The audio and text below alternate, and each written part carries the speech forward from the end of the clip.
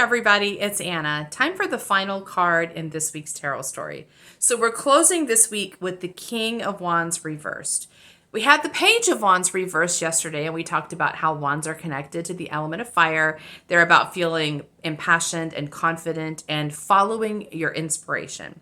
Now, the King is the master energy of the court card. So he's the one who sort of really understands how to work with the energy he's given and to use it for what he wants, right? So the King of Wands knows how to honor the movement of passion, how to control it, how to use it, how to evoke it for his own purposes, right? So the King of Wands upright is usually kind of a leadership energy. He's really lit up, he's on fire, he's passionate, and people are just drawn to him. They want to be on his team. And so he's usually the evoker of the vision, right? He has a vision and he gets other people to join in, and they catch the fever, his fever for the vision, and they want to be part of it. So he ends up creating kind of a community. He's very charismatic, right? So he kind of creates a community of people who are all on the same page and all kind of pulling together to make something happen.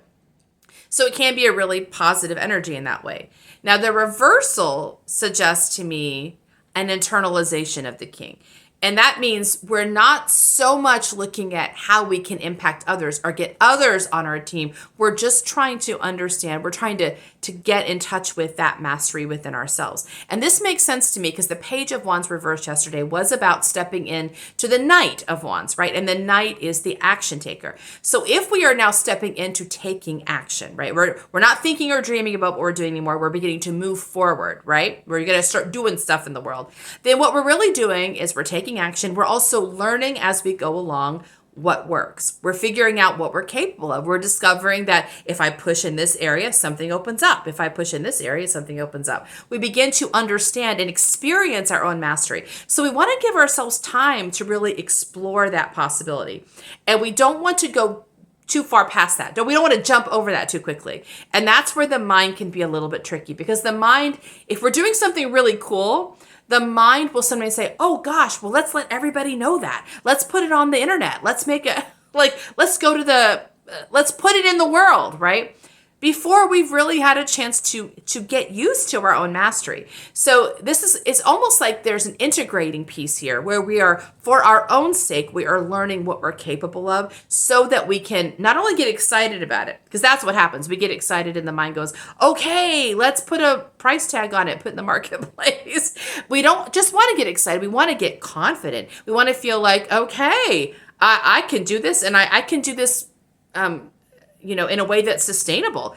Every time I try this, it's going to show up for me. There's this idea of discovering that mastery is not just something that hits occasionally. It's something that you can access whenever you want it, right? So for me, when I was, for example, when I was getting certified as a tarot reader, I did it with Biddy Tarot, which is an online class.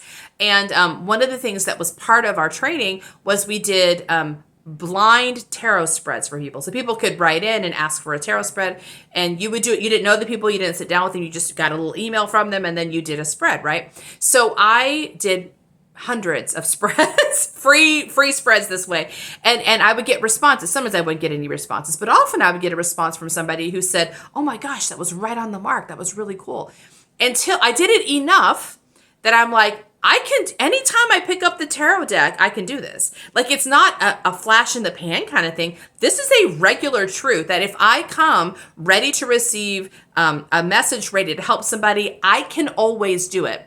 So it's not just cool, I can do this thing. It's I can always do this thing. So I think this card tells us to give ourselves time, not only to discover we're capable of cool things, but to discover we are the master of that. Give yourself time before you push yourself into the public domain where you might not be ready, and you might get you might be a little wobbly. Because if you go into the public domain before you're ready, that wobble will cause things to slow down.